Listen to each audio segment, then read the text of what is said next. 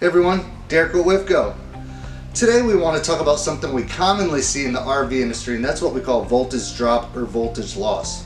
For one, what does that mean? And especially, what does it mean for you? Well, voltage drop or voltage loss is something that you might see. Voltages at your converter might not be the voltage that we see at our battery. That is not because of your WFCO product. That is a product of science due to distance, gauge of wire, and the connections from your converter to your battery. So therefore you might see a lower voltage at your battery than what's really coming out of your converter. Alright, so what we're going to do now is show you a real life example in front of our WFCO trailer of what voltage drop is. So what we have is my WFCO converter at the rear of the WFCO trailer, and my battery's 15 feet to the front of the trailer, like your RV is going to be set up as well. It's typical to have your converter at a distance from your battery, but this is going to create voltage drop. Okay, so what we have here is your standard deck mount WFCO converter. Right now our converter is not plugged in. We are connected to a lithium battery 15 feet away with 6 gauge wire. We're going to demonstrate voltage drop.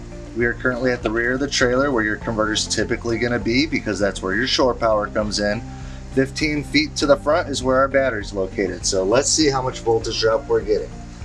Now, as I plug in, you'll see on the multimeter we're getting 14.5 volts at the WFCO converter. As we state, our voltages are at the converter, not at the battery.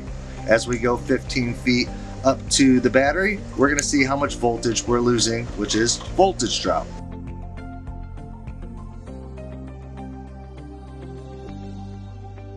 Alright, so the example we just showed you was my WFCO converter at the rear of the trailer, my battery 15 feet to the front. What this does is create voltage drop. Again, remember, voltage drop is not a product of WFCO. Voltage drop is a product of science due to the resistance between my converter and my battery.